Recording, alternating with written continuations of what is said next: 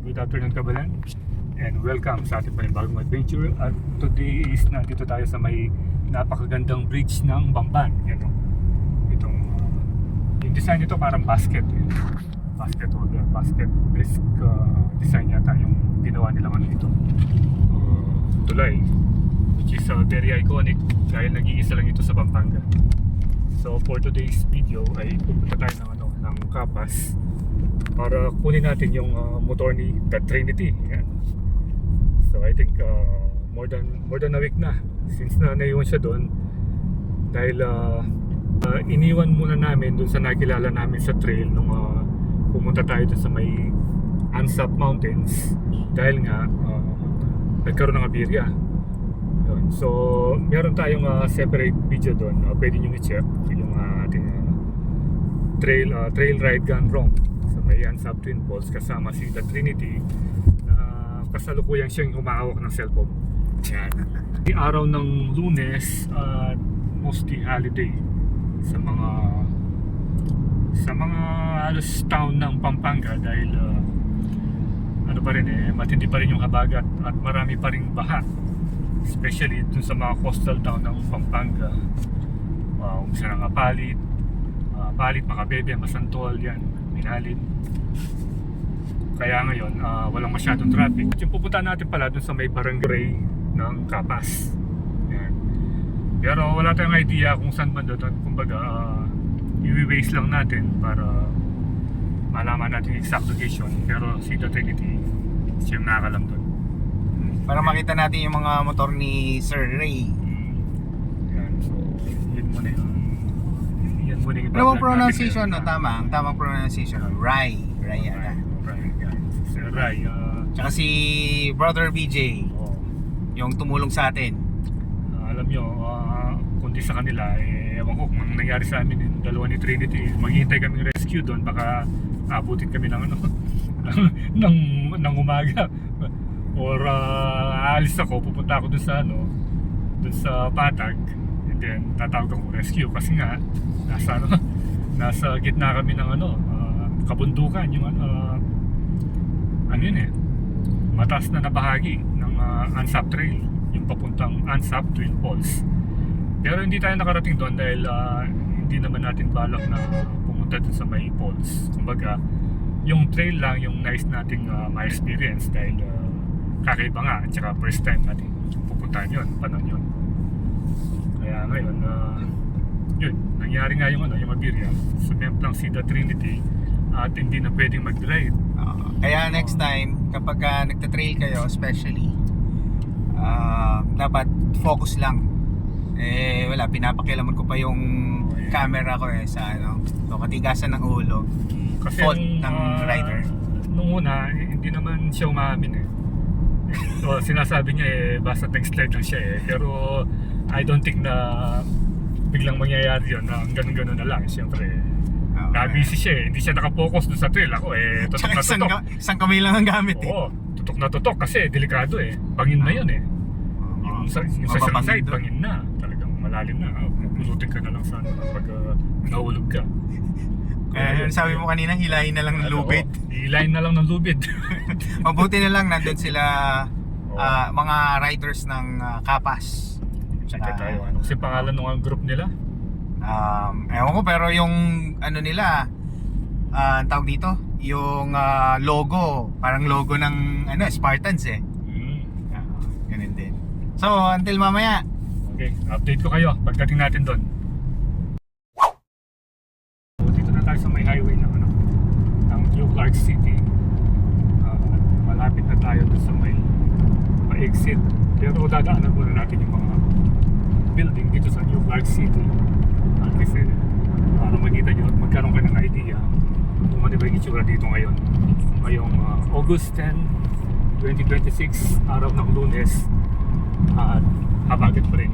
Okay, so malapit na tayo dito sa entrance ng New Clark City. Dito siya banda. Yan.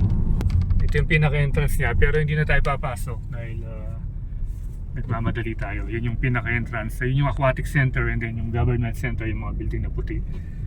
At ito yung pinakamalaking tarpaulin na nakita natin dito sa New Clark City. The city of the future today. Okay, so ito na yung pinaka-exit ng New Clark City. Dito sa area ng ng Cabas. Yan. Kasi marami pang maraming exit ito eh. Meron pang isa doon. Pero dito yung pinili natin at doon tayo nag-goto. Yun. Yung gotohan doon. Yan, nandun. Pero dito tayo kumain ng almusal. Yan.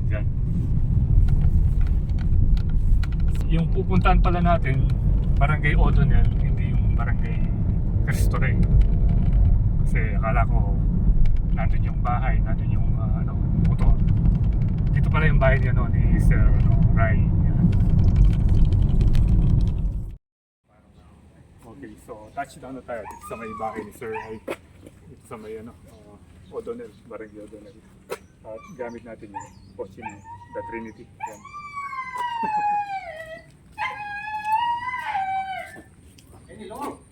Ha? Yun. Oy, Brother Billy. Ito na yung motor ni The Trinity. Pupunin na natin. Nagbakasyon ng dito isang linggo. One week na may nila pa. So, 1 week. Saan di ba nito na? Oy, guys, makilala tayo pa. Brother Billy. Yan yung sinaup pa na ako. Siya yung tumulong nung Siya yung nagangkas. nagkakasa yun. Doon sa Garap ka na. Ay, yung pinakakas. Yung nasa gitna po. Ay, siya. Yung bike ni Sir Rai.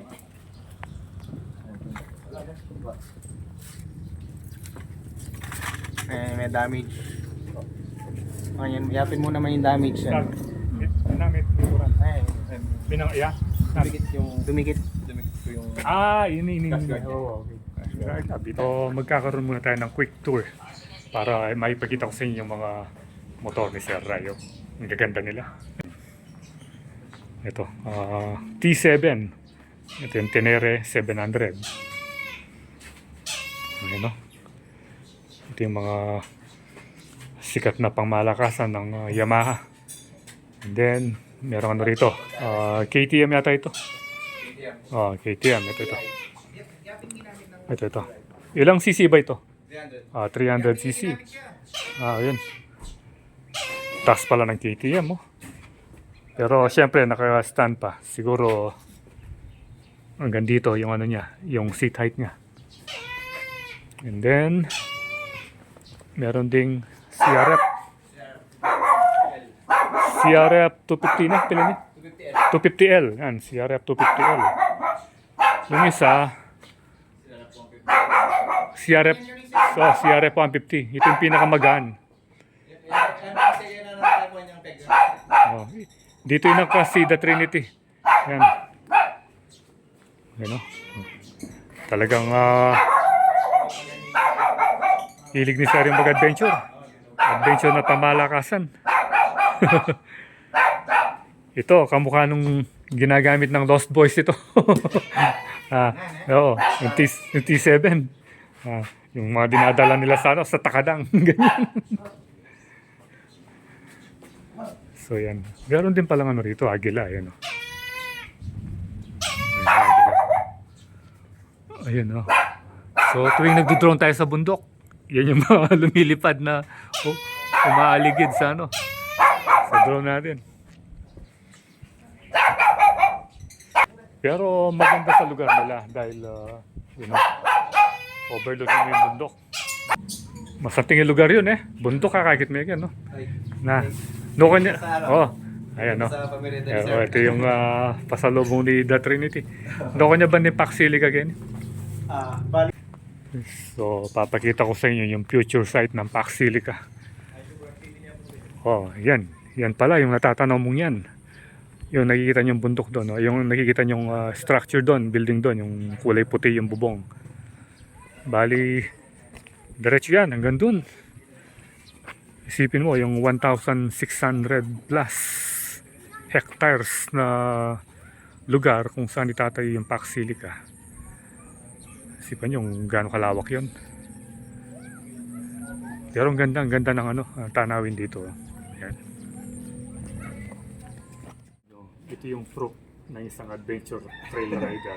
Tignan nyo yung injury ni The Trinity, ganyan lang. Ayan, So, kumpara mo dito. Oh, yan oh, yan, tingnan nyo. Battle scars. Oh, battles ka, parang galing sa giyera.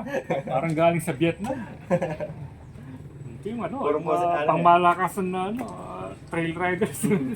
Wala pa po ganong safety gears nun eh. Oo. Kaya, Oh, hindi pa pala uso yung safety gears. opo, hindi po usay boots. Wala pa. Wala pa pinipots nun eh. Oo, wala pa. Kasi hindi biro yung mga gear na ginagamit kapag nag-trail ka. Mahal Boots, talaga. yung boots lang ang mahal.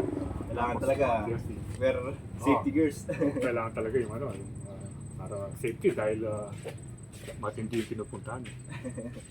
Hindi, walang kalsada ha, walang pinupuntahan. So once again, salamat kay Sir Billy.